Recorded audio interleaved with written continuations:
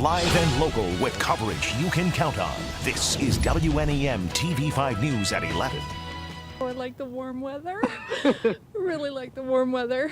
Well, too bad. Bundle up and then bundle up some more. Mid-Michigan bracing for the coldest air of the winter. Not a lot of sympathy there, Katie. Too bad. Feels a lot colder than it really is because of that biting wind chill, and now we're stuck with these sub-zero temperatures for at least a few days. Yeah, Chief Meteorologist Doug Moats joins us from the Weather Center. Is this as cold as it's going to get? No, No, it is actually not. We're going to fall to actually 0 for an overnight low, and then the wind chill values are going to be well below that. Let's look at the actual temperatures right now. It's 4 degrees in both Flint and Saginaw, and as I said, when you factor in the wind, look at this, Katie. 14 below 0 is what it feels like outside in Saginaw. Just jumped to 15 below 0. Flint at 14 below. That's the apparent temperature, so be very careful outside. Wind chill advisory in effect tonight until tomorrow at 1, and I don't see much of an improvement in the wind chills, so dangerously low wind chills. I'd say right now that advisory will be extended.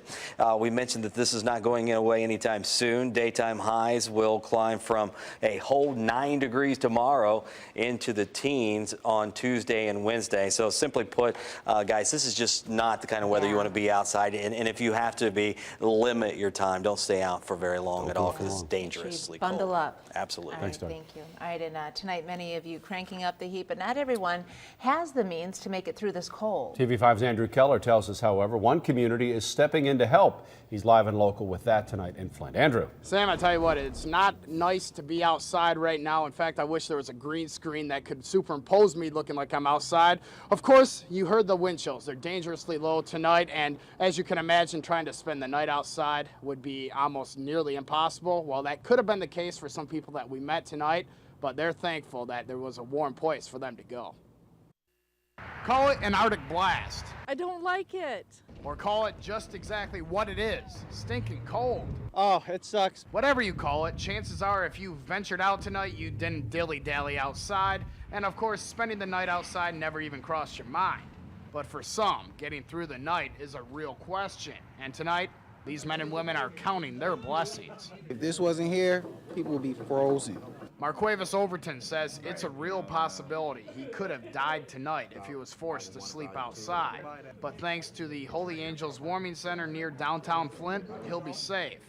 Catherine Pettit is a staff member at the Warming Center, and she says this center is a real godsend. We don't like to leave anybody out in this kind of weather. The center is big enough for 40-some people. If it wasn't for this place, yeah, I'd be cold. And by 7 tonight, the center reached full capacity.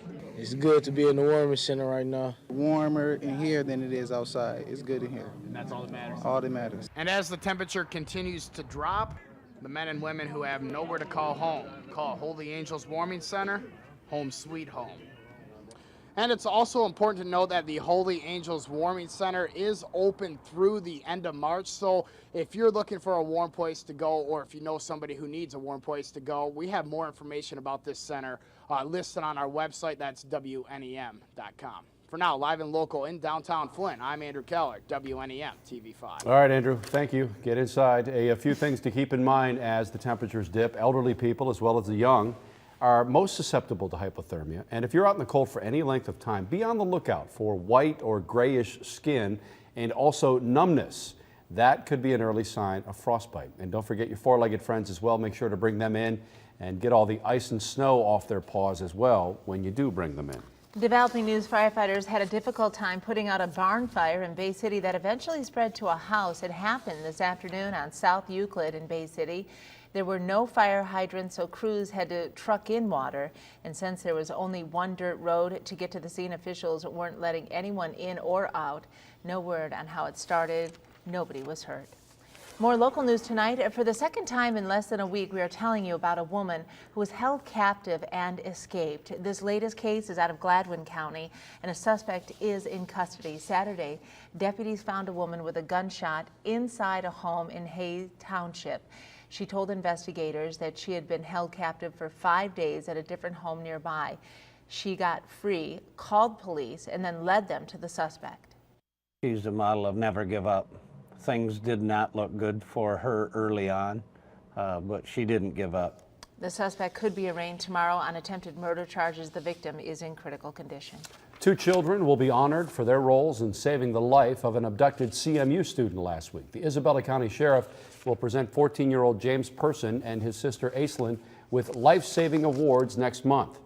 A female student was kidnapped from campus last week, sexually assaulted, ran to help to their house, and that's where the children let her in. They called the police. They kept her safe until they got there. The attacker, by the way, was eventually killed by police. An elderly Alzheimer's patient who wandered from her home early this morning has passed away. Bay County Sheriff's deputies say the 86-year-old woman was found around 7:30 a.m. in the area of Flagell and North Union. She was transported to Midland Hospital, where she later died. The Saginaw Diocese laying out a restructuring plan tonight covering 105 parish communities. Now, some of those churches will no longer hold regular services. Others will merge and share priests. In all, services will be reduced at 56 churches. Instead of concentrating on 105 different administration models, by consolidating all of that overhead kind of management, the parishes will be freer and more energized. We don't have enough priests. We have too many churches for too many people, and so you got to close some. The restructuring will begin this year and operate under that new structure by 2015. An update to a story we first told you about last week. Local McLaren healthcare retirees asked to pay back thousands because their pensions were miscalculated. McLaren admits to the error, causing some employees to receive too much in their monthly pension checks, or in some cases, not enough. Tonight, we are learning McLaren will host 2 meetings next Monday, the 28th, 9 a.m. and 1 p.m. The meetings will be held at the Lincoln Center in Bay City. A deadline will also be extended for retirees to evaluate their options. They will have until April 1st to make a decision on repayment. New at 11, we're getting a look at Michigan's 2013 financial forecast. A Federal Reserve economist gave a presentation at Baker College tonight detailing where he thinks Michigan's headed. He said not to expect major growth this year compared to what we saw last year because that growth was boosted by the car industry's comeback. But incomes, well, they're making a comeback too. That's a very positive thing because falling incomes is one of the things that drove people out of the state. Nationally, Traub expects a slight growth of about 2 to 3% over last year. All right, in our nation's capital, the ceremonies are over, and now it's time to celebrate the second inauguration of President Obama. Live look inside one of the inaugural balls tonight. Singer John Legend there on the piano. Thousands decked out in their formal wear as well. And this Martin Luther King Jr. holiday has been one for the history books with today's presidential activities. Vanita Nair has more. I'm so in love with you. Jennifer Hudson sang "Let's Stay Together" as the President and First Lady shared the first dance at one of 2 inaugural balls. The events capped off an historic day in the nation's capital. You know, today we experience the majesty of our democracy. President Obama also danced with an Air Force staff sergeant at the Commander-in-Chief's ball. The First Lady, wearing a Jason Wu gown once again, danced with the Marine Gunnery Sergeant. About 40,000 people are on the guest list for the 2 official inaugural balls. Keep in mind, 4 years ago there were 10. The events have been scaled back, but the celebration is not.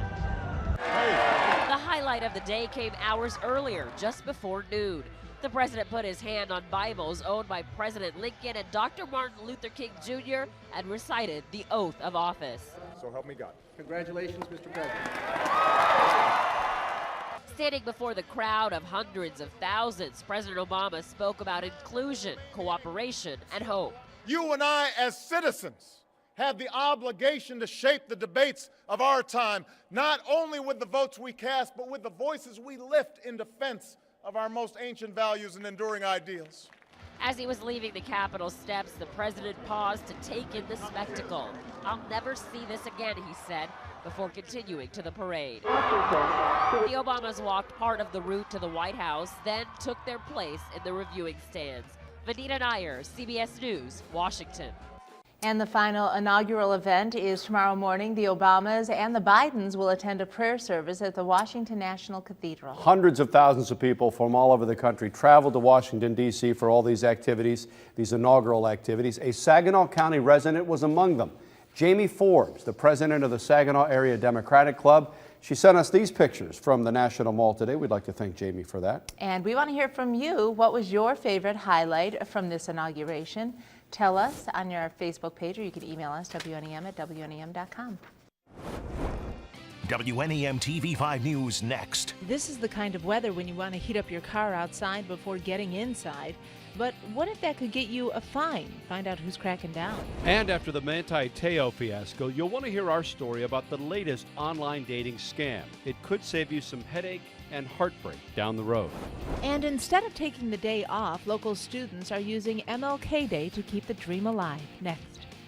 And we can't stress enough, make sure you dress those little guys and gals in layers tomorrow. We're going to start the day with temperatures in the single digits. Wind chill value is still going to be very cold in the morning all the way through the day. Aside from the cold temperatures, we might even see a little bit of light snow. Nothing major accumulating. We'll look at when this cold blast is going to snap coming up.